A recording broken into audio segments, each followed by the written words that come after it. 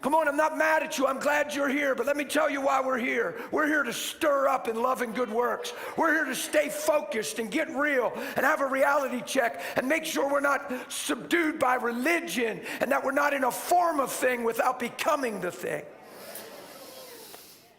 See, because if you let church attendance take the place of knowing him, you'll never walk like he walked. You'll never love like he loved. You'll hurt like you always hurt, but you'll sing the songs that we sang today. Are you with me? Look, I'm not mad at nobody. Man, I'm just telling you, there's churches meeting all over the earth today. It's Sunday, man. It's church day.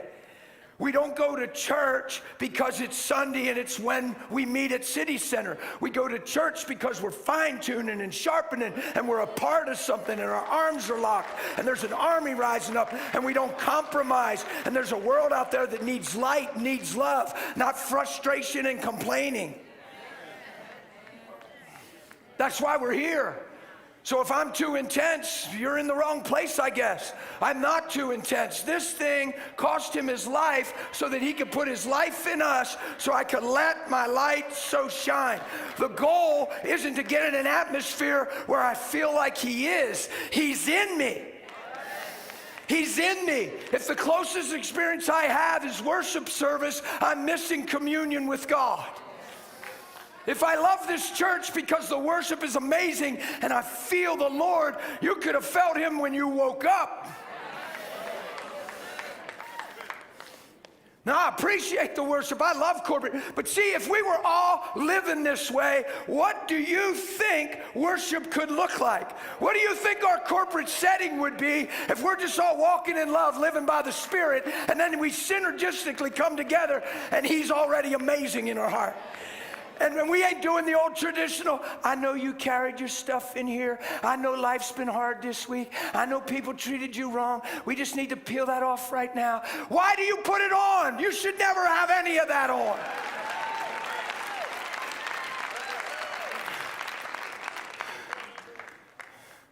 We're always coming up with reasons why our heart's got to be broken, and he heals the brokenhearted. Why don't we teach people why they don't have to have a broken heart?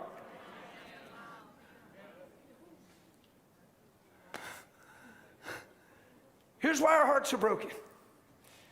Because we need one another for identity. We need one another for acceptance. We need one another for value. We put our trust in men because we're getting what we need from men, and it doesn't work and it fails us and our hearts are broken.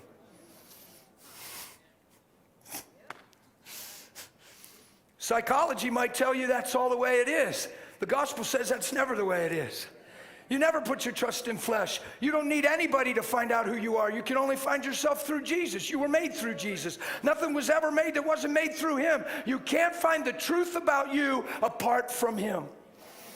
The most you can find is temporal security. You can find a safe haven. You can find temporal rest for your soul because you're in a place that feels safe.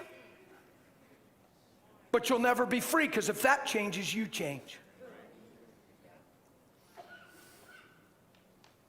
So we live for that safe haven, and for most people it's a pipe dream. We never find it, so our heart gets hurt, heart gets hard. We act like we don't care, but we do care. We put up superficial walls. We only let certain people so close because we've been burned before. Just imagine the walls Jesus would have had to have if he felt burned. Jericho wouldn't have held a light to the walls Jesus had to have. And there wouldn't have been no shout bringing them walls down. Come on, why am I talking so intense like this? Because guys, we're celebrating Jesus. We're worshiping him, right? Aren't we worshiping Jesus? Isn't he worthy? Like, aren't we excited that he forgave us of sin and died on the cross, right? So watch this.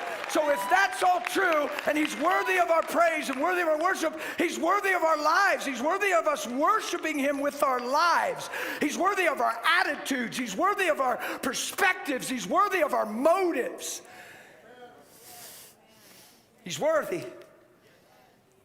And the only way you truly follow him, man, you don't follow him just because you're praying for the sick. You follow him because you're walking in love, because you're not taking account of suffered wrongs. You're not heaping up a checklist against people. You're not praying for another job because you're mad at the one you work at. You're not praying for another job because you can't stand your boss and he's mistreating you and you're ready to get an attorney.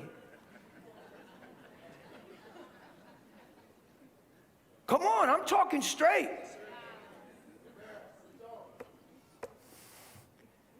No, you're on that job to shine. You're on that job to